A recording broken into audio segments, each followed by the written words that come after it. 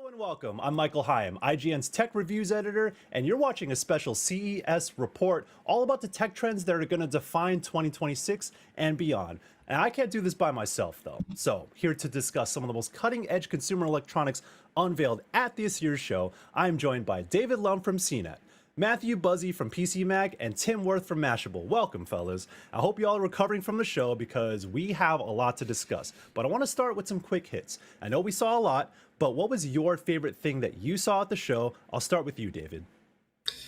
Gamers, you're sitting in the middle of a game and you wonder what's going on with my brain. That is what Wearable is here to solve. I sat down with this company that has been doing brain scans for a while and has shrunken it down to work on a headset just like the one I'm wearing, and has a whole setup that will show you your brain battery, your focus, see if you're tilted or not. That was a pretty cool thing for me to see, given I frequently power down or stress out in the middle of a match. So I'm kind of excited about that technology and kind of scared that a headphone can read my brain activity. So that was the coolest thing I saw at CES. Yeah, I was hearing some rumblings about it, and a little skeptical on the technology, but you know, at CES we see a lot of stuff in the early stages, and they eventually evolve over the years, and we see that kind of evolve from show to show and year to year. But Tim, tell me a little bit about your favorite thing that you saw at the show. Yeah, it's a tough call. I loved the Lego Smart Play system that they just released. I loved Xreal's ROG smart glasses that project a giant virtual, display of whatever game you're playing. But my favorite is actually pretty simple. It's the Ovec Optics sunglasses with a custom tint. You literally just slide your finger along the side frame and the tint changes automatic. It's simple, but it's also really cool. It's accessible. It's not trying to do a million things. It just does one really cool thing. So that's my personal favorite. There's a lot of other things I'm going to talk about, but yeah, that's it for me for sure. Cool. Matthew, what about you? I saw a lot of good computing technology in Intel's new Panther Lake chips, things like that. But that's as far as catching attractive, visually interesting things. I'm gonna go with the Lenovo Legion rollable prototype. You can basically turn your gaming laptop into a widescreen gaming monitor. Ultra wide monitors become increasingly popular for gamers. So this is sort of, you can make it 16 inches, you can make it 21 inches, you can make it 23 inches. It can stop along the way. It's definitely a work in progress. It's a prototype. The screen could use some work, but it's just something that really the application you can see right away, and it just looks cool. Yeah, I got hands-on with that myself too, and as someone who uses ultra-wide monitors for gaming as well, it was almost unreal to see how that screen unfolds. Of course, it was a prototype; it's not a full product that Lenovo is releasing quite yet, and you could see some of the creases in the screen, or whatever. But of course, like the idea and the implementation seemed like it's already there. Like that screen was pretty crisp, the resolution was nice. I would love to test it myself when that time comes along, but for me, as maybe I'm a bit of a boring guy, but the Asus Kithara, which is a open back gaming headset, was probably my favorite thing. I'm a big audiophile guy, and I've reviewed a lot of headsets here at IGN, and so it's almost hard to be impressed with headsets at this point. But open back, I'm a big fan of open back design as someone who's used Sennheisers for many, many years. So it's really cool to see Asus, which is a traditional gaming brand, kind of delve deeper into the audiophile game and do specific things by collaborating with Hi-Fi Man. And I think that's going to be a really cool product when it launches soon after the show. And I was testing it myself, and I can't wait to get my hands on it myself. So, but those are some of the quick hits that we saw, but a big ticket item that we always want to talk about is TVs. And we see TVs evolve little by little at each show. And in 2026, the average TV size is about 65 inches. But if you were at CES, everything was much, much bigger than that. And it took up a lot of floor space at CES. So if you're considering a new TV and to take up some of your extra space, if you want something bigger or a little bit more detailed in the near future, here's a look at this year's lineup of new TVs.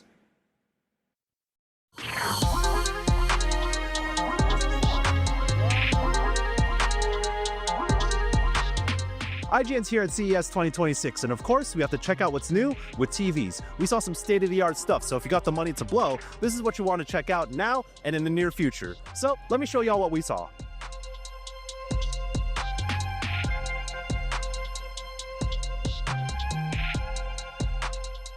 Let me start by talking about TCL's X11L SQD Mini LED TV. What's crazy about this one is that it uses 10,000 nits of brightness. SQD also stands for Super Quantum Dot, which is smaller than traditional quantum dot. This allows for more detail and better color reproduction and wild max brightness. 10,000 nits is a lot, and this is one of the few TVs that's able to take advantage of Dolby Vision 2. Some of the more basic tech specs, it runs 4K 144Hz, but you really notice the difference when you see it side by side with other TVs. So here at the TCL booth, they demoed the X11L alongside their other TVs, and the side-by-side difference was really noticeable. While Mini RGB and QD Mini LED looked great, the X11L's SQD Mini LED display won me over. It's much more bright and the details really come through. While things like 8K have been the trend in the past, these are the things that you will notice on newer TVs going into 2026. The X11L's won a bunch of awards here at CES, and it's available now, and boy howdy, you're gonna have to spend a lot for it, but maybe it's worth it if you're looking for this. While the X11L is super impressive, what really caught my eye was LG's wallpaper TV.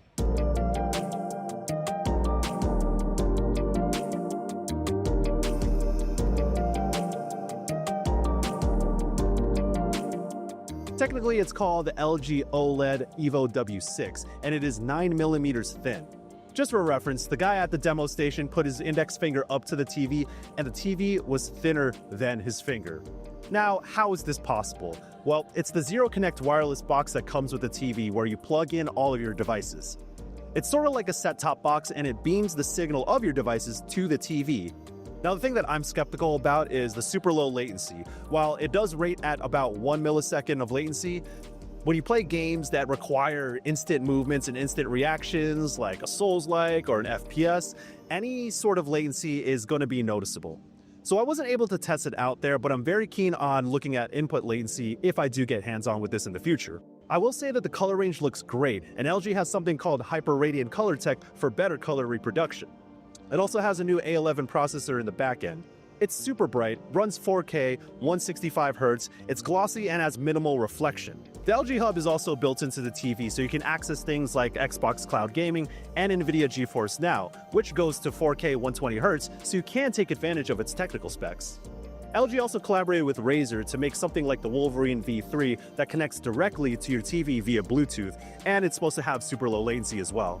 With anything of this caliber, you'll want to know what the price is, and there's nothing we can say right now because LG told us that they'll have more information leading into 2026.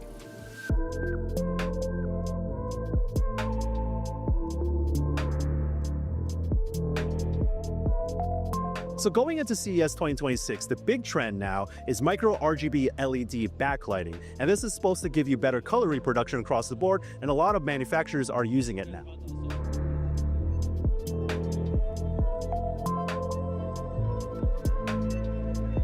Now, I'm not going to bog you down in all the technical details. You can look it up yourself, but I will tell you about the experience of viewing things using a micro LED RGB TV. LG briefly explained this to me, and every individual LED has RGB for better color accuracy and deeper contrast. This technology allows displays to hit 100% of the BT 2020 color gamut, and displays of this caliber get thousands of local dimming zones for better color reproduction across the board.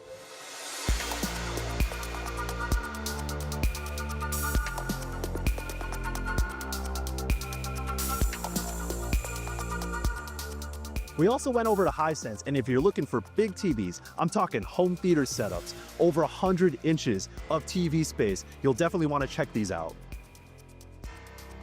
I'll start with the ridiculously large 163MX. As the title says, it's 163 inches. It's a micro LED TV with RGB Y being yellow. This adds to the RGB range for better color reproduction and also promises full BT 2020 color space. It's one of those things you have to see to believe because it doesn't really lose that much image quality even though it has this enormous size that could stretch the image itself. I think it's a testament to the micro LED tech and the RGB Y color space.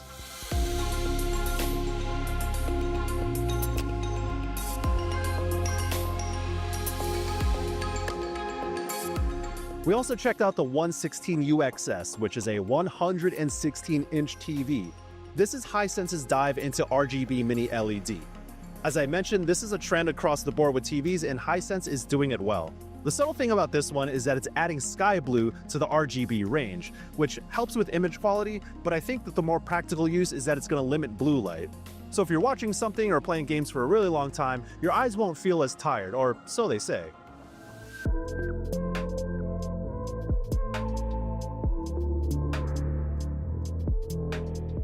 While CES might not be a big show for gaming, we did get our hands on Phantom Blade Zero, testing out Hisense's new gaming monitors. Starting with the 27GX Pro, it runs a 5K resolution at 165Hz, which is 5120 by 2880 if you want to get it exact. It's one of the few 5K monitors, and it just came out. But you can also use it at 144p and get 330Hz refresh rate, which is kind of wild. It uses a Zero OD mini LED display, which means you do get a lot of brightness and detail with good color reproduction. It has a glossy finish with little reflection or glare, which I tested by putting my phone flashlight up to the screen, and it's barely noticeable.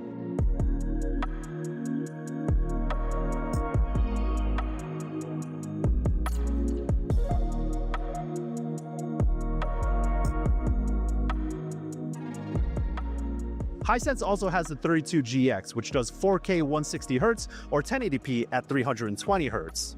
We've seen these kinds of specs on gaming monitors in recent years, but the thing about this one is that you can swap between the two instantly with a switch that's built into the monitor.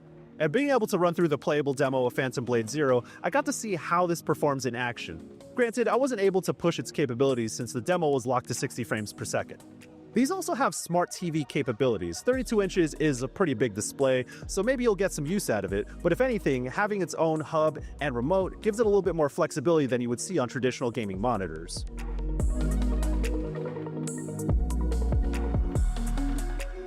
It's wild to see how much TVs are still evolving, and it's the big ticket item here at CES 2026. But we also have a roundup of the best gaming accessories that we saw. And for everything else here at the show, stick with IGN.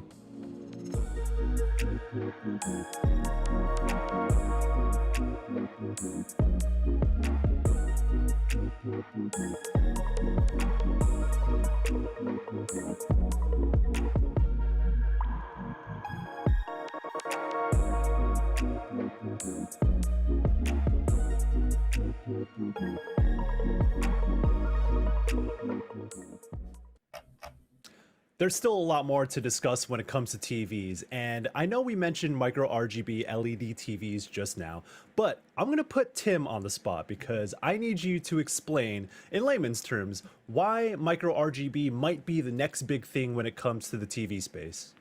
Yeah, for sure. Let me give you a word of warning first. We're Okay. getting so advanced with TV display technology that it's becoming almost impossible to explain it in layman's terms at all.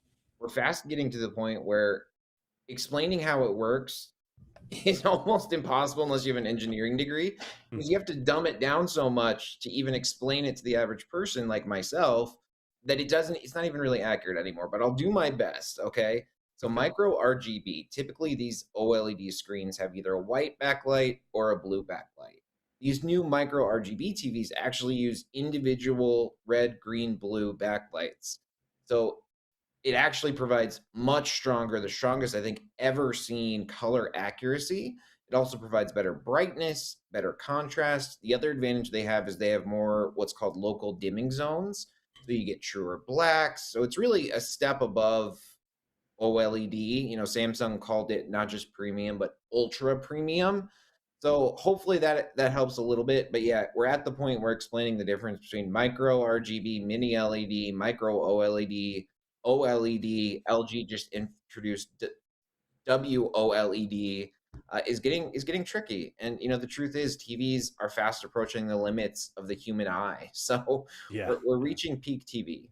Yeah, and I've seen it myself. It's like you could see the difference, but in like in practicality, you know, are you going to notice that difference, and is it going to be worth the price? So like, how premium are we talking about here? Do you have what can you tell us in terms of like what the price difference is going to be, and if you think that price difference matters, or if it's worth it, or if you're going to see that micro RGB come down as it becomes more and more adopted? What's your take on the pricing and how premium products are in the TV space? Yeah, the pricing difference is extreme. So there's actually only one micro RGB on the market that I'm aware of from Samsung. It's about 115 inches. The sticker price is $30,000. Now, the micro RGBs showed off at CES are even larger and even more advanced. And I think there's a reason LG and Samsung didn't say how much they're going to cost. Now, yes, 5 years out, will this display technology be more affordable? We have to assume so, right? But if you're actually looking for TVs that you can afford and you can play games on, micro RGB may have been the big focus at CES. But for people actually in the market now, I would say forget our micro RGB. You know, you want to get an OLED or a QLED. The honest truth is a nice OLED like the LG C6 or G6 that's coming this year, or Samsung's new S95H OLED TV. That'd be my personal recommendation. That's going to be a much more practical pick for the average person. But last thing I'll say, even a mid-range QLED TV is going to have an incredible display. So, I mean, it's a really good time to be buying TVs, honestly. So in terms of OLED, is there anything you could share in terms of LG bringing their OLED TVs up to like a higher standard or anything? Because I know I saw their new G6, and you mentioned their new G6, and that's still an OLED TV. Is there anything you could share in terms of why someone, like, for example, I'm still on a B series from like 5 years ago, and I saw that and I was thinking, like, is this something that I would want to upgrade to? Because it does, it does look better, but is there anything that they've shared with you in terms of how they've upgraded their standard OLED TVs? Yeah, I mean, they're definitely incremental upgrades over the previous generation. I went to a LG demo where they showed some of the new TVs side by side with some non-OLED TVs or older generations, and the blacks were definitely much clearer. And I'd say the contrast was very impressive. There was no halo effect. The light wasn't, bleeding into the pixels over. The colors were extremely consistent. So if you want the top of the line, best possible display, and you've got the budget for it, I would say, yeah, upgrade for sure. But again, for the average person, the average gamer, do you need one of these flagship TVs? Not unless you've got, $2,500 to $5,000 to spare. I'd say for the average person, I'd stick with your B5 or whatever it is for a couple more years. Yeah, for sure. Yeah, there's always a question of practicality when it comes to new tech that is shown off at CES, because it's kind of a show for a lot of companies to flex these new things, and they might not be the most affordable or approachable products out there. And that's kind of the thing, is like, oh, maybe we'll see this in a more practical way 5 to 6 years from now. And I remember my first CES back in 2017, 8K was the big topic. And even at the time, I was like, yeah, 8K is not happening for another 10 years. And we're 10 years from that point almost. And yeah, we're not talking 8K. And I think, like, as far-fetched as micro RGB might be right now for a standard consumer, I do think that it is something a little bit more tangible than 8K, and hopefully we'll see that to be more approachable in the future. Especially for coming from our perspective, as like for IGN, like we care a lot about how these things perform with gaming, and so there's other things we look at in terms of latency, refresh rate, a lot of things that we would typically attribute to gaming monitors, we look for in TVs a lot more now, with a much more keener eye. And Matthew, I know that you saw some gaming monitors and you have a lot to share with gaming monitors, but I want to throw it to you, David, first to talk a little bit about the TVs that your team saw, and if there's anything you would recommend in terms of, like, if you're a gamer and you have a console set up, a home theater set up, you don't want to blow $30,000 on a new TV. Some of the more tangible things that you saw that might appeal to that particular crowd. Yeah, I've got my team, including my editor, Ty Pendlebury. He saw a lot of TVs. There were a few that stood out to me for just being a little different. So I bow to Tim and everyone else's TV experience here. But a couple that caught my eye that are probably here for a broader or someone who wants something a little different on their wall. Hisense's 116UXS is a big 116-inch mini LED TV. Huge, right? Beautiful machine. But its significant factor, its wow factor, is that it adds a cyan pixel. Now, this thing is supposed to make greens pop. And what do we need greens in? Sports. This is the green of the field is going to really come alive, presumably, with this addition to the RGB spectrum. So my assumption is this is TV makers going for a real sports demographic. Now, I know not all gamers are here with sports, but anything that gives us a brighter color gamut is going to be better and something that we really want to look toward as a trend, especially given that it's harder and harder to find games split across all these streaming options. And the other one we looked at was actually Ty's and CNET's best of CES, was the Samsung S95H OLED. This thing is kind of like Samsung's The Frame, in that, like, you plunk it on a wall and you have it rotate through some art, but expanded to an extreme degree. This thing doesn't have burn-ins, so you can just let it sit in on an image for a while. It's kind of more of a nice luxury object, but at least your TV can do something different rather than sit there turned off for most of the day until you can get back into your gaming mode at the end of the day. Okay. With Matthew focusing on more gaming monitors and gaming centric products, well, tell us about some of the stuff you saw. I saw some pretty sweet gaming monitors from Hisense, but I want to throw it to you first to let us know everything that you saw in terms of gaming displays. Yeah, I think some new panels hit the market that let some of the gaming focused manufacturers do some interesting things with resolution and refresh rate.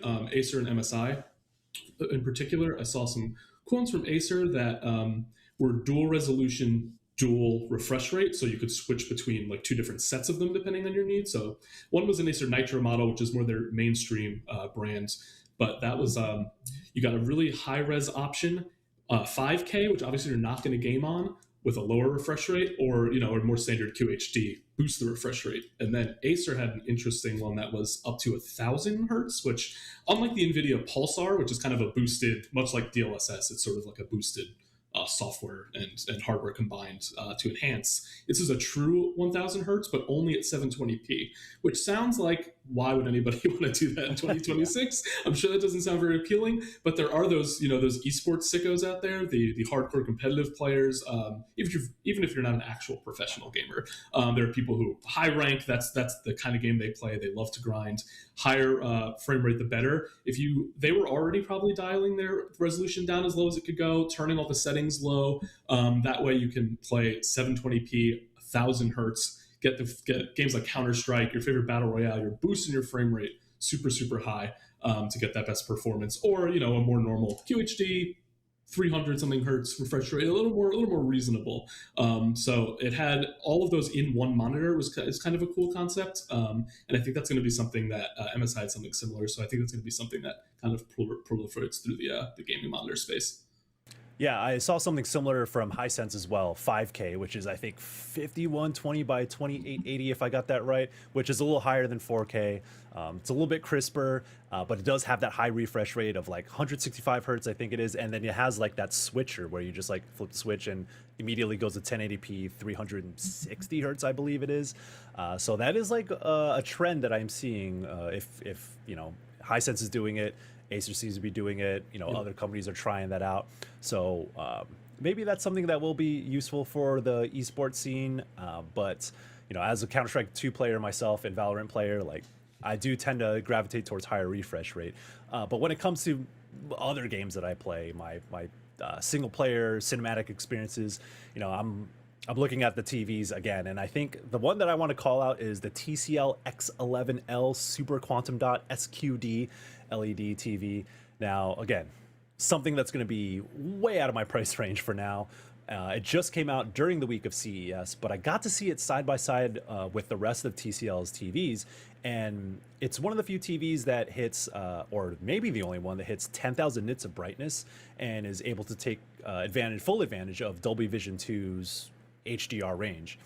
And when I saw them side by side, it was really bright, but not like it's not going to blow your eyes out. But I think the brightness also adds more texture to some of the things that you're seeing on the TV, and that's kind of like the SQD technology being put to use.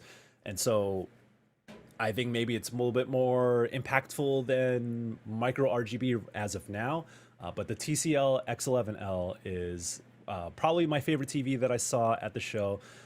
If not for the LG wallpaper TV. I know some of us saw that as well. It's called the OLED Evo W6. And I'm a little skeptical on this one. I like how thin it is. It's 9 millimeters thin. So if you put it up on the wall, it's I think my index finger is thicker than this TV. But as a consequence, you need to have this set-top box that wirelessly beams the signal to the TV, since it doesn't have any ports on the TV itself. And that's where I'm a little skeptical about latency. They said that it's only like about 1 millisecond of latency, which is kind of normal across the board. They didn't let us test it out, but we did get to see it running images and cinematic videos and all that. But I want to try it out for myself because it is an interesting technology where it's just like this thing that is just plastered on the wall and everything is connected to this box. And it's wirelessly beamed, and it has LG's hub on it, so you could have things like GeForce Now and Xbox Cloud streaming if you're into that. But yeah, that is one of the standouts there. So lots of TVs and a lot of money that will be spent on a lot of these new TVs. But again, CES is also a look into the future, not necessarily what's practical for us now as consumers, but so long as you got an OLED in recent days, or if you got in a new gaming monitor in recent months, I'm sure you'll be fine for the next couple of years. You don't have to go out and buy these things right away. So whatever you have right now, it's going to be perfectly fine for gaming probably. And while I have your attention on the topic, if you're looking for some awesome video games to play right now on your TV or gaming monitor you'll already own, Humble has you covered. Right now on the Humble January Choice Bundle, we'll get you modern classics like Tomb Raiders 4 through 6 remastered, The Hunt Showdown 1896, Sonic Frontiers, and more, all for one low price. Head on over to humblebundle.com to learn more and start playing today. And speaking of video games, while TVs keep getting bigger and fancier, the players yearn for portable gaming PC handhelds.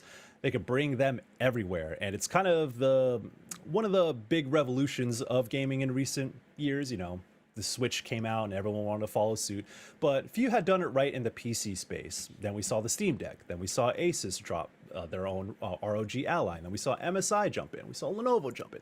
All these companies are jumping in. But also the Steam Machine is coming soon, and mini PCs are taking much more of a foothold in the future and now as well. And we saw some of those mini PCs at the show. So let's check out some of the cool handhelds and mini PCs we saw at CES.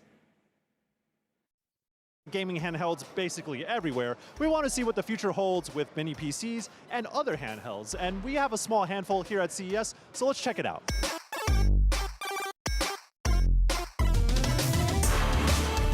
One of the standout mini PCs here at CES is the Thunder Robot Mix Gaming 2.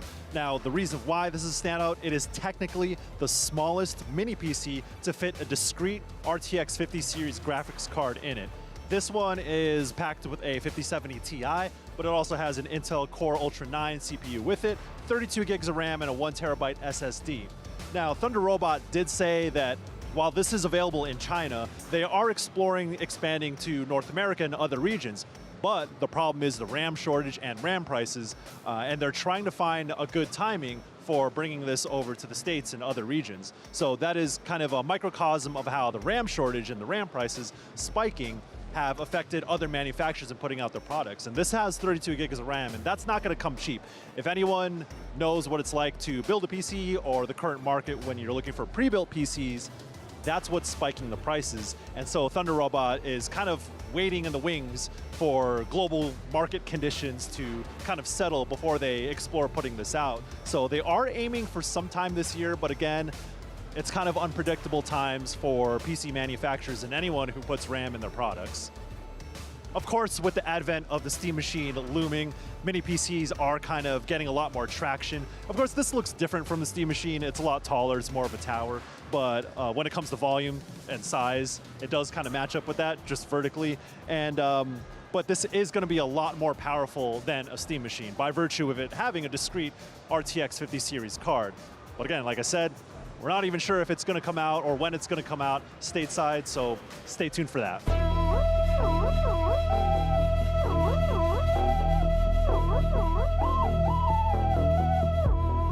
Here at the 1X Player booth, we have the 1X Fly Apex, which is a pretty high-end gaming handheld. And you know, we've seen so many gaming handhelds now from Asus. We have the Steam Deck, of course the Switch 2, but this is a PC running on Windows as if it was an Asus ROG Ally. Very similar to that in terms of setup, but this is an 8-inch screen running an AMD AI 395 plus CPU. And with a 120 hertz refresh rate screen. I was playing Cyberpunk 2077 on it, and it's kind of the standard benchmark for a lot of handhelds. I ran the benchmark at 1200p resolution as well with high settings, and it was getting around 50 to 60 FPS, so the performance is definitely there. When it comes to the ergonomics, it's a bit bulky because it is also using an 8-inch screen, but it does look good and it runs really well. And another thing too is that they have a proprietary port in the back, so if you want to add a battery charging pack to the back, you can get higher wattage, better performance. It does run a little hot, but this is one model that they have available. There's another model that they have available on Indiegogo and on their website that has water cooling, and you would have to get their separate Frost Bay water cooler if you want to do that. That'll get you higher wattage, better cooling, which means you could pump out better performance from the processor, but that does kind of defeat the purpose of a gaming handheld, right? Of course, we're not able to test battery life, and that's a huge thing, which is why that battery pack is kind of important to this whole thing. It is kind of a selling point for the handheld, but again, that adds weight. In terms of ergonomics, the buttons feel good. They're a little small, but I was able to get around in Cyberpunk. I was playing it myself, so the performance is there. The ergonomics, you know, I've had better, especially in light of the Asus ROG Xbox Ally, where the ergonomics feel like a full controller. I think the standard is a lot higher these days, so you're going to see a lot of these at CES and a lot of people putting out their own handhelds using AMD's AI Max 395 Plus processor. So high performance isn't really the key thing anymore. We know we can get performance out of games now. Now it's all about how convenient is it to use? Is it running Windows? Is it running SteamOS? Are you able to configure things the way you like with Linux and all that? Of course, that's all configurable if you know how to do that. But it does come packed with Windows, so you do have to kind of work around the headaches of using a Windows platform. So for the One X Fly Apex, there's a lot of different models that you can get depending on what you want in terms of RAM or storage. But you're going to be paying quite a bit for this. The starting model is around $1,500 and goes upwards of $2,000. And if you want the liquid-cooled version, that is going to be a little bit more expensive, about $100 to $150 up per model, depending on the specs that you want to get. And of course, you're going to want to get the cooler with it if you're going to take advantage of that. So this is one of the more expensive gaming handhelds out there. Like I said, the performance is there, and all the extra stuff on top of it is kind of what you're buying into and what you're paying for. And in the market of all the handhelds today, it is stiff competition, but it is doing something different, and you need to stand out in some way.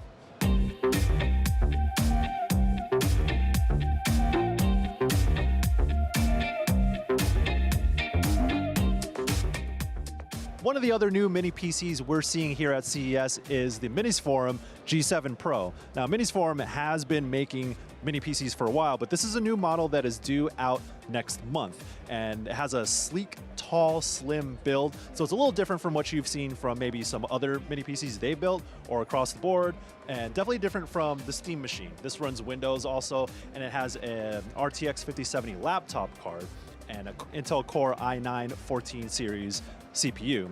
The problem is with a lot of these pre-built PCs is the RAM shortage, and RAM pricing has impacted how much it's going to be. Minis Forum is not talking about pricing quite yet, even though it's out soon, but that is also due in part to the RAM spikes. But I was playing Black Myth Wukong at 1080p high settings and getting upwards of 90 to 100 frames per second, and that's kind of what you expect from a high-end laptop running a 5070 graphics card. But if you are interested in mini PCs, Minis Forum is doing this for a while, and the G7 Pro is one of their nicest builds yet.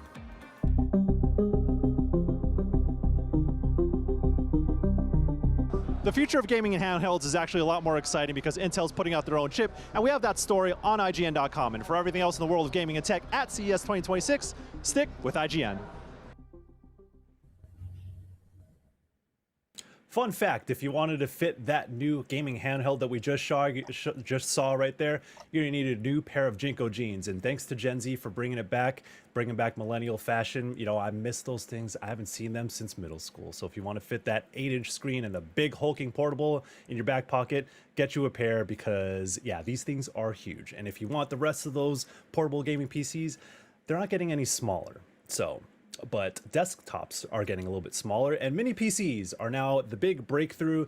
They've been around for a long time. I've been building mini ITX PCs for a while, but these discrete, pre-built mini PCs that are either tall and slim or box like a Steam Machine, I think this is the new trend. It seems like Valve always is a trendsetter in the hardware space. But that comes with a lot of caveats. But first, I kind of want to talk about how we're feeling about this tiny PC revolution. You know, again, nothing new in the do-it-yourself space, but it is becoming a lot more prevalent, a lot more accessible to a wider audience, and it's appealing to a larger crowd. And we saw some of that at CES. So I kind of want to go around the table and see how we're feeling about it. Matthew, I want to start with you and sort of what you're seeing out there. Yeah, I think these sort of pre-built mini non-DIY systems are going to be the path forward with the price of components on the market and the availability of memory right now. We've seen a number of them for years. I think even some unexpected players like Framework last year got into the mini PC space. I reviewed the Framework desktop. Chip makers even coming up with new angles to approach this sort of market. The Ryzen AI Max Plus chips, which use unified system memory, so these small towers that can't even fit a full-size graphics card inside them, have the ability to draw on the system memory and use it as VRAM. Like, things are changing in this space, which is kind of an unexpected non-DIY head. Sorry to the hardcore PC builders out there. Pre-built market. It's becoming really interesting. Yeah, Tim, what are you seeing out there? How are you feeling about this, and kind of what's your perspective on the mini PCs and pre-built PCs as a whole? Yeah, I mean, speaking as someone who kind of gave up on gaming, don't break out the pitchforks. um, in After my Skyrim days, anything that's pre-built is actually very appealing to me. Part of the reason I think people like me moved away from gaming is that it's very, very complicated. It's intimidating if you don't want to build your own PC or stay up to date on all the latest GPUs and CPUs and everything you need to know. A pre-built machine that just kind of does it out of the box is very, very appealing. That being said, I think handhelds are also very attractive. So there's a lot of different choices, which is itself a little bit confusing, but anything that works out of the box, I think, is a good thing. For sure. David, I know you mentioned Lenovo Mini PC. Can you give us a little bit about what you saw with them?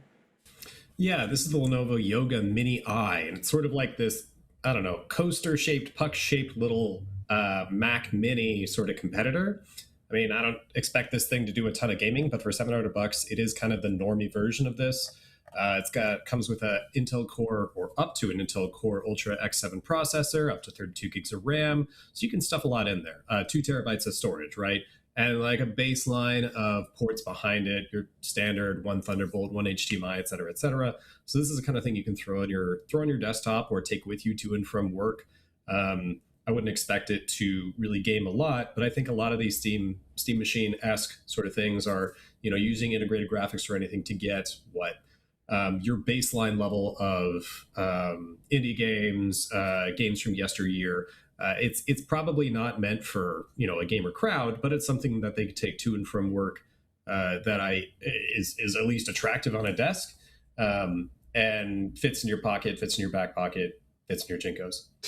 Could I add to, that's a great segue, because in addition to that mini PC, Lenovo showed off 2 all-in-one desktops, which normally, not for gaming at all. In addition to that mini PC, those are all running on Intel's new Panther Lake platform, which they sort of, the big push they're doing is the graphics cores in this chip integrated into this without an NVIDIA discrete GPU are way more capable of gaming than any Intel chip has been in the past. So these form factors that you might not expect are able to do, like you said, maybe not your hardcore AAA hardcore gamer experience. It's not what you would go for. But if you happen to have the laptop you work on, not your gaming PC with you, these things will be more capable of running some games. And these all-in-one desktops can also play some games. So Intel's Panther Lake chips will also help this sort of space and these pre-built systems and these different form factors.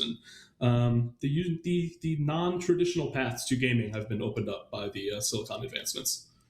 Absolutely. And one of the big stories that we reported on as well during CES was that Intel has said that they're going to enter the APU market in a big way to compete with AMD's chips that they've been putting in a lot of these portable devices. I mean, you look at a lot of portable gaming PCs and they're all running AMD hardware, and they've kind of had more or less a lock on that market. Whether you're looking at the Steam Deck, or if you're looking at Asus ROG Allies or MSI Claws, like they're all running AMD hardware. But Intel is going to try to make a break into that space as well. So it almost feels like, again, Valve comes out with the Steam Deck, people follow suit. Then we have the Steam Machine.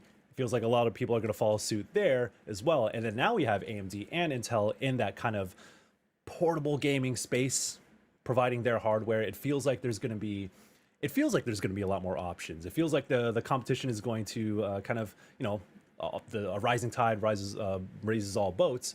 But then there are a lot of other factors that go into that. And I think it was very clear when I got to see the Thunder Robot Mix Gaming 2, which is a very tall, slim, pre-built sort of mini PC that is out in China. And Thunder Robot wants to explore bringing that stateside.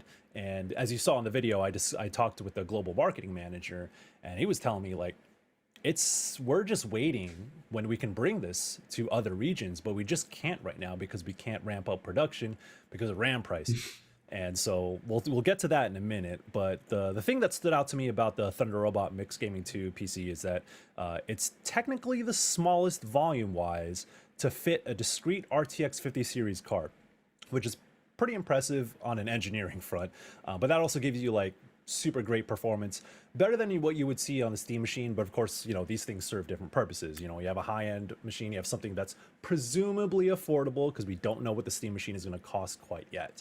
And I suspect that part of the reason why we don't know how much of the Steam machine is going to cost quite yet, maybe Valve's not ready to share, but maybe also we don't know how much, you know, the RAM shortage is going to affect the overall price of things this year, next year, and the years after, right? So it's the big topic around gaming PCs and any hardware really. Like we've seen price increases with the PS5 and the Xbox 5 years after their launch.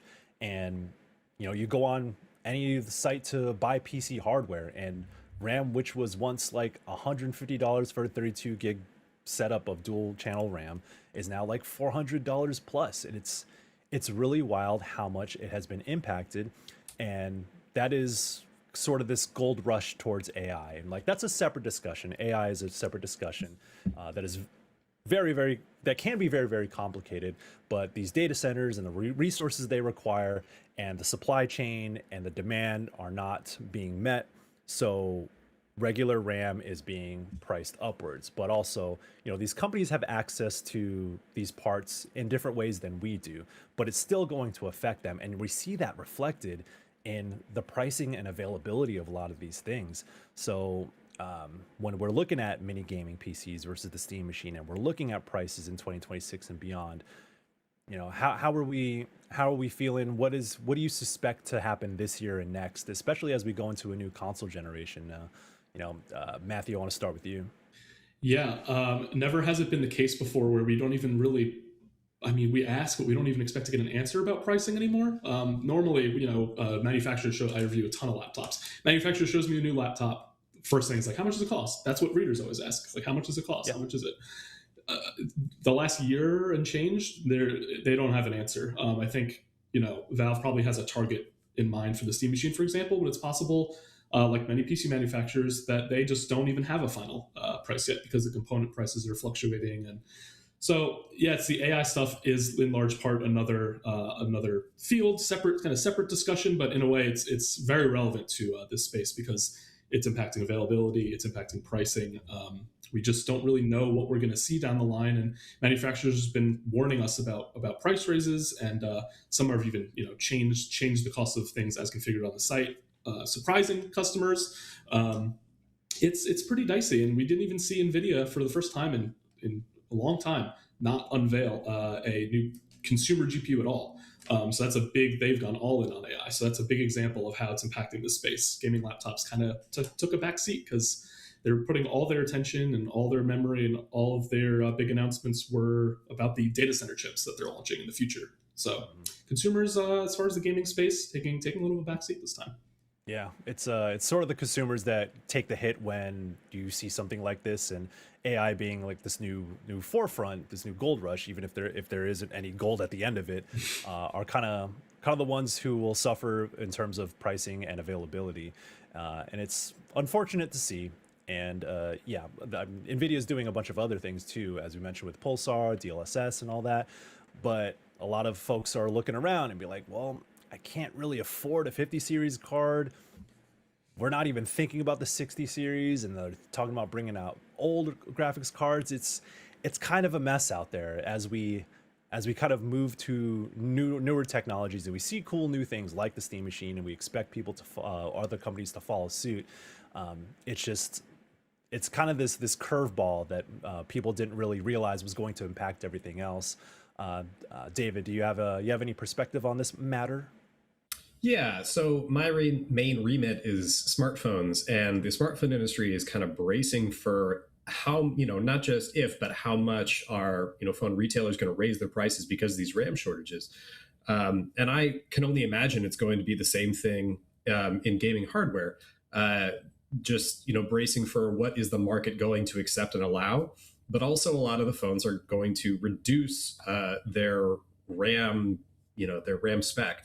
So not just maintain, but like drop down and use other mitigating factors like VRAM and regular storage. Borrow from that. We saw some TCL phones at CES 2026 that use that sort of hack workaround to varying degrees of effectiveness, but considering like how expensive and scarce RAM is going to become, I think it's just the whole industry bracing for what is going to be their strategy to get around this sort of thing. And there's a minimum RAM for handling AI.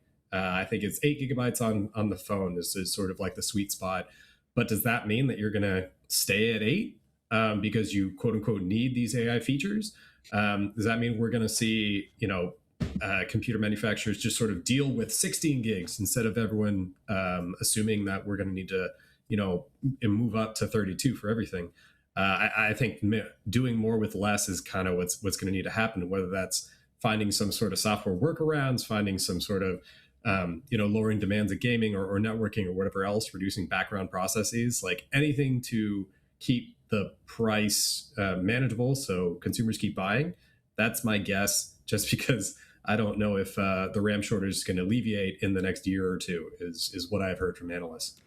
Yeah, I think like the demand that comes out of a lot of these AI projects that require data centers with generative AI and LLMs and all those hardware requirements, and there's like we can't ramp up manufacture to make up that gap. And I think that's a lot of people might not realize that that's the case. And that's not something that you can just like flip a switch and be like, oh, we're going to have more factories pumping out more RAM. Like, that's not really, it doesn't really work like that. And I feel like, unfortunately, I felt this way about the video card space in a couple years back too, when everyone was mining for cryptocurrency, is that I think the broader audience is going to kind of accept that RAM is going to be at a higher cost. It's not going to be $400 something forever for 32 gigabytes, but I think it will come down, but the normalized price will be higher than we had seen previously, which is, unfortunate. And, that's just something that we're going to have to deal with. And a lot of other companies are going to have to deal with as well, especially as we approach a new console generation. And we, who knows what Microsoft or PlayStation has in mind for their next generation of hardware when it comes to pricing and availability and being able to put these things out at a time where people actually want them. Tim, is there anything that you can share on your end on this whole dilemma? Yeah, a couple of things. I mean, the big thing is just brace for impact, right? We kind of went through the same thing last year with tariffs, and now it's kind of all going on again with the memory shortage. Last year with tariffs was the first time I heard companies say, we don't know what the price is going to be. We have this awesome new product. We want you to test it and review it, but we actually don't know what the price tag is going to be even a month out from release. We're seeing a total repeat of that with the memory shortage. So the bad news is that, brands like Dell, HP, Lenovo, they've all signaled that price increases are coming with laptops in 2026. Unfortunately, I think that's very, very likely. One thing I'll note is that the biggest companies, so your Apples, your Samsungs, they're typically a little bit more insulated from price adjustments. They can usually absorb more of that. But that's bad news for people who like to buy things from like indie companies, right? So if you do like to, support those kind of upstart companies and brands, unfortunately, life's going to get a little bit harder. Yeah, that's I'm almost hesitant to say that that's going to be a new normal, and I don't think we should necessarily, just put our heads down and accept that that is the way it is. But hopefully there are solutions to make things more affordable in the coming years, because it's a very complicated process. And we go to CES, we see a lot of these fancy things like, ooh, I want to get my hands on that, but again, there are many other factors that go into it. So whether it's mini PCs that are hot on the market, and more gaming devices, more portable gaming devices that you want to take on the go, these are things that you're going to have to consider when looking at that. But Another thing you'll have to consider for a portable gaming device is probably the Pip-Boy 3000 replica that we have at the IGN store. So if you're looking for a very different kind of portable gaming device, be sure to check out the Fallout Pip-Boy 3000 replica, now available on the IGN store. It's got a fully functional LCD display that displays hundreds of screens from Fallout 3 and New Vegas, a working flashlight, and an FM radio, and it's even got an alarm clock. It won't run Fallout 4 without some heavy modifications. I know the DIY crowd is probably taking that as a challenge, but it's bound to be a hit at your next post-apocalyptic LARP session. Especially with the new season on the rise, I'm sure a lot of folks are going to be cosplaying their Fallout boys, their Vault boys, if you will. And you can find that, plus tons of more gaming shirts, collectibles, and gear at IGNstore.com. And one of the favorite things to look out for are at CES every year that I like to check out are gaming peripherals. So at CES, I got to check out a bunch of them. So I'm going to show a little bit of them right now. So here's some of our favorites. CES 2026, and while it's the look into the future of tech, that also includes gaming. We found a bunch of great peripherals on the show floor. So let me show y'all what we found.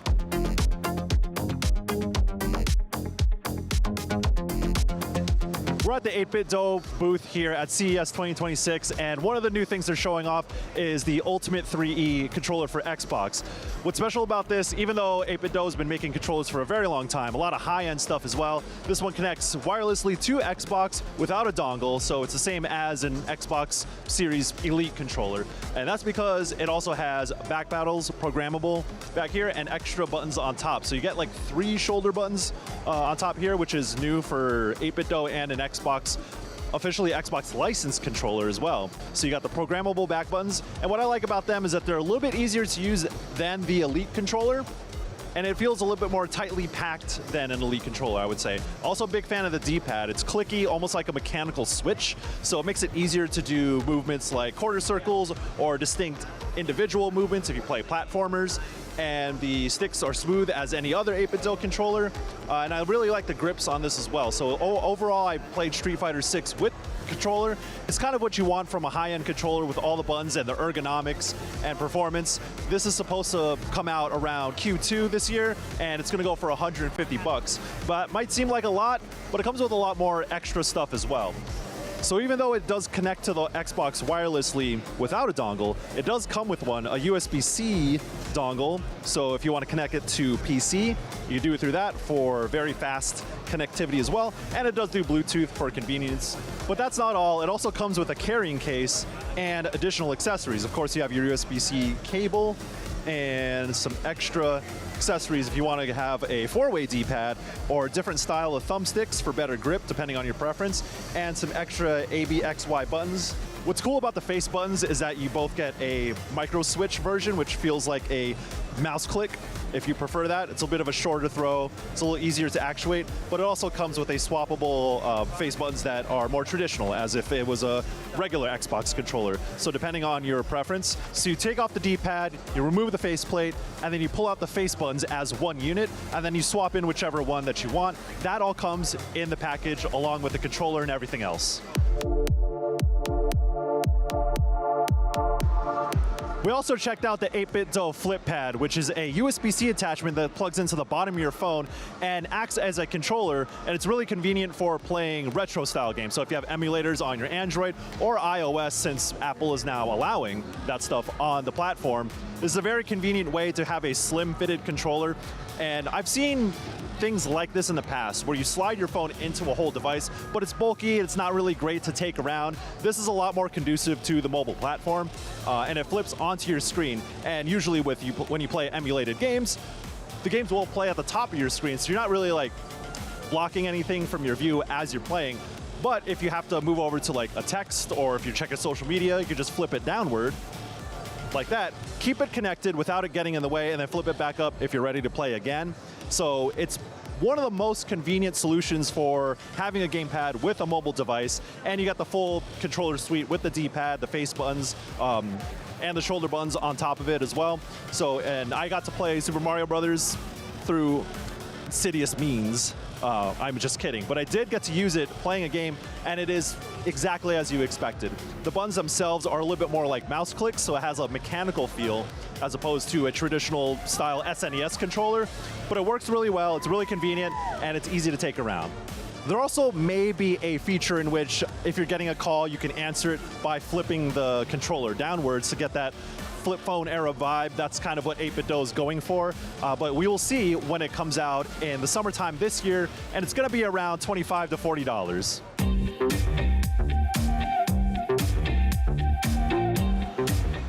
I got my feet on the gamer playpad, and as a DDR player, as a longtime DDR player, I got high standards. And this is a Bluetooth controller. It's a step pad that you can use for DDR style games, but you can also play built-in games with like Temple Run and all kinds of like party style games. But I got to play this rhythm game that they have here, and because I have high standards, it wasn't exactly what I would play hard difficulty DDR songs with. There's a bit of latency because it is through Bluetooth.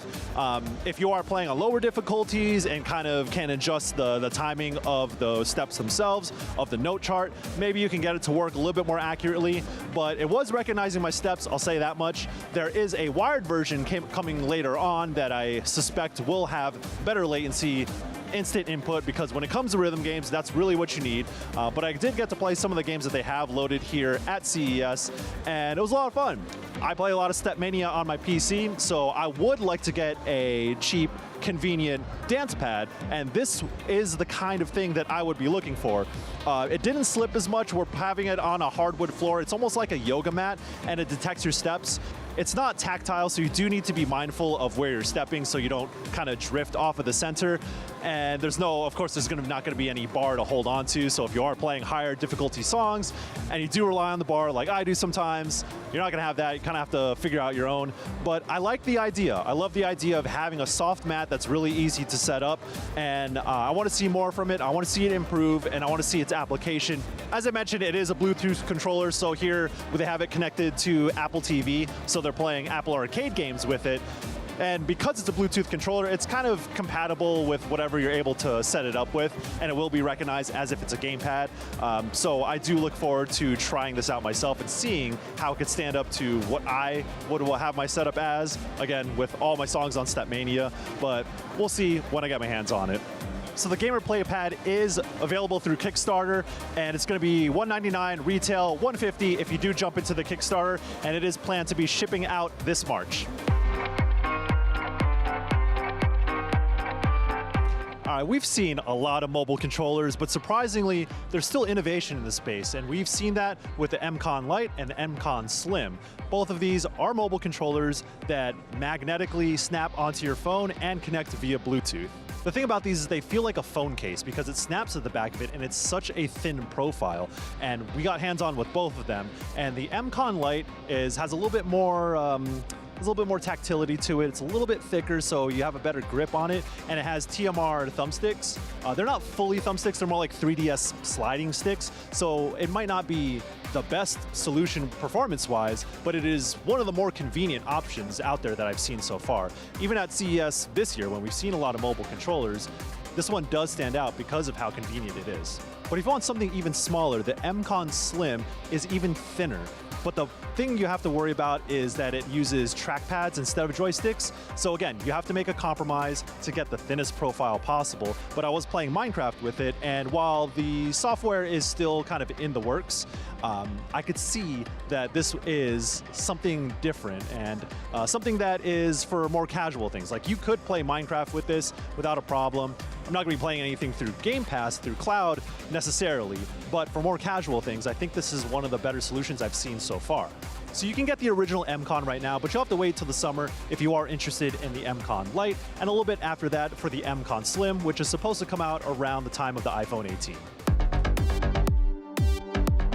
Genki's also here at CES, so you know we had to check them out. You may know them as the folks who put out some Switch accessories before the Switch 2 came out, but they are innovating yet again because they have a second round of accessories that are a little bit more in tune with the Switch 2's design now that we've had some time with the console. So they're redoing their entire system with grips. So what you're gonna do now is you're gonna buy a shell that then attaches 6 different grip styles depending on what you want. So instead of getting the attack vector, which we had reviewed in the past, you know, it had its ups and downs, but now it's a lot more modular. Genki's going for something where you have to customize to your liking. And I think this gives it a lot more flexibility than just buying a single grip that you kind of attach to your console and have to live with. So they're going with 6 different grips. I tried out all of them. The one that stands out to me is the Dragon Back grip because there's grooves for each finger and really adds to make the handles on the Switch 2 much more substantial than they already are. So they're being kickstarted right now, and they're fully funded, and it will be out in June. But when you do go out there to choose which ones you want, you will go to the site, and then you'll choose which body shell you want for the Switch 2, which grips you want with that, and then there's a new sliding mechanism as well to keep them in place. I was using some of the prototypes, and it's a little tough to get them in and out, but once they're in place, they're going to be locked in, so they're not going to be sliding around. I really like the unibody design too, because it keeps the Joy-Con on the sides a lot more tighter, so if you feel any wiggle with the handheld right now, that helps secure it in place. And of course, you could add the grips, whichever ones you want, slide them in and out when you need to be more portable, whatever. So this is Genki's second round of accessories, and I think it's a lot better of an idea than it was when it initially came out. There's so much more that we saw at the show, so for everything in the world of gaming and tech, and maybe more than that, stick with IGN. Before we wrap it up, we want to shine a light on some more outlandish products or something that might not be as flashy as a new TV or a new PlayStation or a new PlayStation car, but still could shape the quality of life in 2026 and could tell you what you might actually be interested in the coming years. So, David, I want to talk with you about the Death Stranding-like exoskeletons that we saw at the show. So CES always has a ton of robotics, and we've seen these exoskeleton frames here and there, but this is the first time that I went to the show and actually got hands-on with it, or well, in my case, legs on with it. And such is the case with you as well, because you actually went out for a hike in Vegas using one of these exoskeletons. So I want to kick it over to you and tell us about the various ones that you saw and your experience when you went hiking with it. Yeah, so I went along with my colleague James Bricknell, who's been wearing the Hypershell X Ultra. That is their highest end model. Exoskeleton legs. These things sit about your waist and then clamp down above your knees. You actually wore them around the show floor. I took it hiking in the Red Rock Canyon. That is about a 20-minute drive from the Strip. Beautiful red rocks, as the title might imply, you know, sort of scrub vegetation. And as an experienced hiker myself, any help in the desert, right? Well, and it was a help. You power this thing up max and to max strength, and the motors on the side will actually lift your legs for you.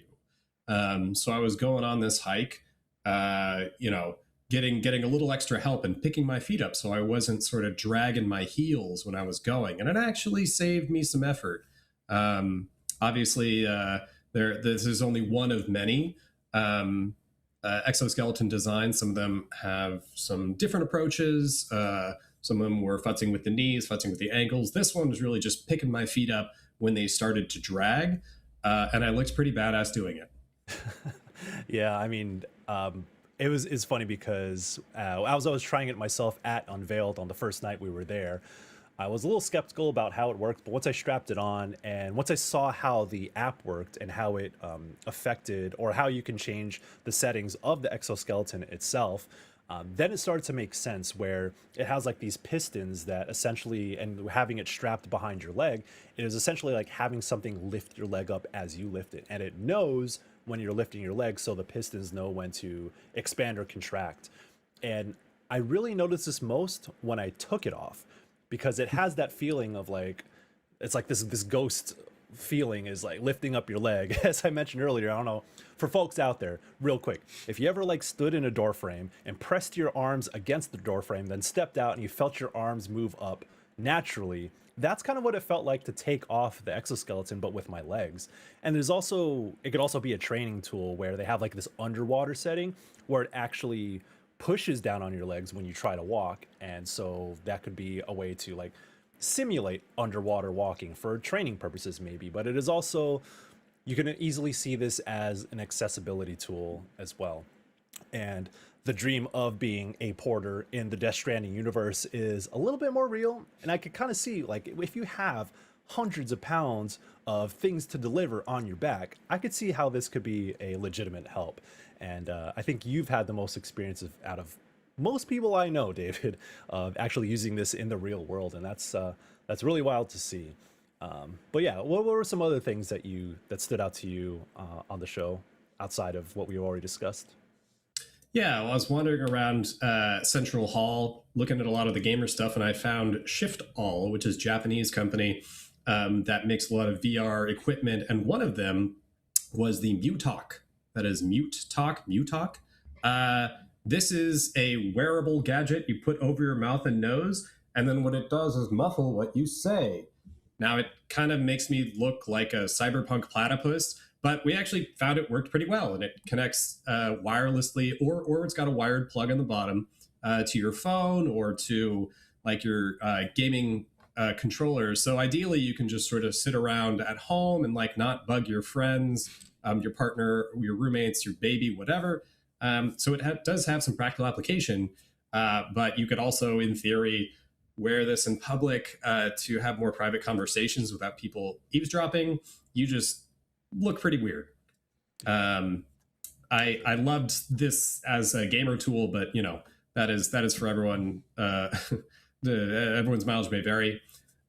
Speaking of gamers, there's Lenovo had this AI posture checking concept that will just check using sort of like depth sensing cameras to see whether you're sitting up straight enough, and it'll like sort of be like, hey, maybe you should, maybe you should correct your posture, and maybe you're yawning too much. I love getting nagged by my computer. There was a Tombot finally released its or has its final version of its Jenny Dogbot. This is a dog-shaped robot for seniors that sits on your lap, doesn't move around, but it's meant to be a companion for, a stimulating companion, especially for people with dementia who need and will benefit from the engagement that a dog-like bot will provide them. And I got to see it with a group of seniors, and they really went, they almost fought over this thing. Yeah. Okay. And sorry, not to take up too much time. Lastly, I saw a little D&D helper. There's this little thing, the ArcaLink. ArcaLink is a new company that is making like a tiny little gamer or a game player assistant that you can upload a little image of your hero there, and they also have this DM like assistant that's going to ingest all of your sessions audio and then build you sort of like a bunch of stats of what happened, word cloud of your themes and recurring elements, just something to help with the thankless task of being a dungeon master in today's D&D games. Sweet. Yeah, I think that all speaks to the variety of stuff that you're going to see at a CES show year in and year out. Which also, Tim, you saw so many other different things as well.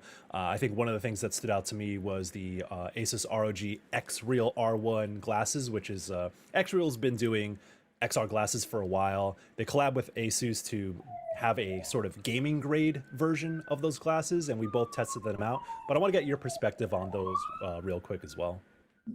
Yeah, I mean, I really feel like X-Real brought out the big guns for CES. They definitely had the coolest demo I personally experienced, and that was thanks in large part to these glasses. So they worked with ROG, they're called the ROG X-Real R1 glasses. They're coming later this year, probably at an expensive price tag. But they're the first smart glasses with a 240 hertz refresh rate. I got to play Elden Ring on this. It was very impressive. The gameplay was very, very smooth. Colors, everything about it was just very, very impressive. So for people who don't know, these AR augmented reality glasses project a giant virtual screen.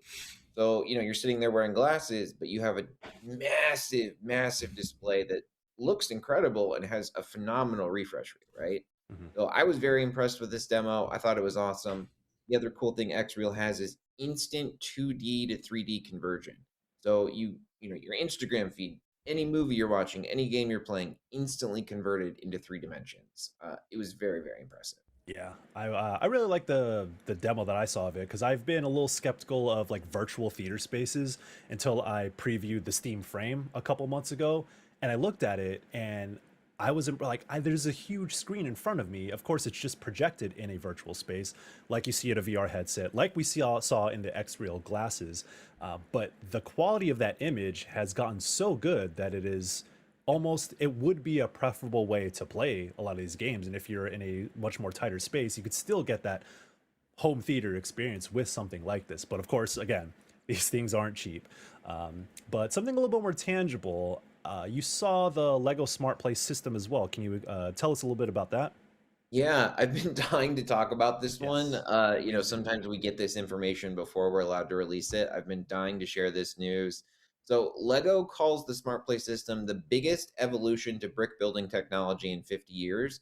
I don't know if I'd go quite that far, but Sure. it is pretty cool. So it's got three parts. They're calling it the Holy Trinity. There's a smart Lego minifigure, a smart brick, which looks exactly like a regular Lego brick, and then a smart tag. So it's a whole new system. It responds as you play. So they're launching with 3 Star Wars sets. So there's an X-Wing, right? As you move the X-Wing through the air, it knows that and makes flying noises. Or if you're shooting, it makes, laser noises. It could light up. And it's really cool how many sensors they built into this teeny tiny little brick. I mean, they've got light sensors, sound sensors, accelerometers, tons more. Yeah, it was very, very cool. I'm just excited to play with it. You know what I mean? So, launching with 3 Star Wars sets in March, you can actually pre order them on Amazon right now, which isn't the case with a lot of CES products. And at least one of the sets is under $100, which was a nice surprise, I would say. Sweet. Hit us with a few more things before I turn it over to Matthew to close out our discussion. Yeah, I already mentioned those custom tint sunglasses. I gotta call them out just because I had so much fun with them. I Yeah. can't wait till they arrive, at my doorstep for proper testing. I also love the Jackery Solar Mars bot, which is this sort of autonomous power station. It, literally is a robot that followed me around the showroom floor. That was very, very cool. There's also the Lollipop with a built-in bone conduction speaker. Hmm. And Jackery also had a solar gazebo, which I thought was very impressive. Jackery celebrating its 10-year anniversary. So they had some pretty cool stuff at this CES. This bot in particular, I thought that you're seeing on screen was a lot of fun. Cool, cool. Now, Matthew, you saw the HP's Elite Board keyboard computer. I didn't get to see this. I wish I did because this is such a cool idea to me. Can you tell me did you get hands-on with it and tell me all about it? Yeah, so I actually saw this at a preview event in New York before CES. Shot a hands-on video with it. It's really cool. The Commodore 64 is back. I think it was a big trend of PC makers putting things inside of other things, and I don't know if this is probably is, especially for some of the smaller manufacturers, related to the discussion we're having about memory and the normal products they'd like to make, aren't available as readily, and they're kind of thinking outside the box a little bit. It really is just a 1.5-pound keyboard with a Ryzen chip inside. It's very, it should be not going to be a powerhouse, not going to game on it, but very capable of productivity. And there's a version with a cable and without, with a detachable cable and with a non-detachable cable. So those are sort of different use cases. Keep one at your kiosk at work, or take it with you, work at home, take it with you, work at the office with the same keyboard, the same computer. That's a really unique form factor, something we haven't seen before. In addition to that, Corsair also putting things inside a keyboard. They had they basically put a Stream Deck Plus inside their new Corsair Galleon keyboard. And they didn't bring really any PCs to the show, which I think is sort of evidence of what I was saying about, like, we're going to kind of put that to the side with the memory and component issues right now. We're going to focus on some more of this weird tech. Razer, the same thing. There were no new blades to look at the show, which is unusual. Mm-hmm. We were checking out, they had a room full of concepts. One of them was more so looking, some of them were very future looking. One that they were more set on bringing to market was the Project Motoko headset, which kind of mimics, similar to the X-Real, kind of mimics the functionality of a lot of those AR glasses, but without obviously the UI over your face. But they have cameras built in, they'll talk to you, they want to tell you about your environment, they scan things, they give you heads up. These PC makers kind of thinking outside the box and put a computer in a keyboard, put an AI companion in a headset. I mean, they're just kind of throwing darts at a dartboard in lieu of traditional PC upgrade cycle, I think is kind of the trend. Thank you for all your insight, Matthew. I think that's indicative of just the variety of things that we see at CES. I know I mentioned it before, but it feels like every discussion I have, we're talking about different products. And I couldn't have done that with all the insights from you, Matthew, from David, from Tim. Thank you for taking the time to talk about our show at CES 2026 and making the most of it. So, and also thank you all for watching. If you missed any of our tech coverage at CES, head on over to IGN.com or IGN's YouTube channel and to catch up on all our good stuff. And if you want more exclusive live event coverage from IGN, look out for IGN FanFest next month. But until then, thank you all so much, and we'll see you soon.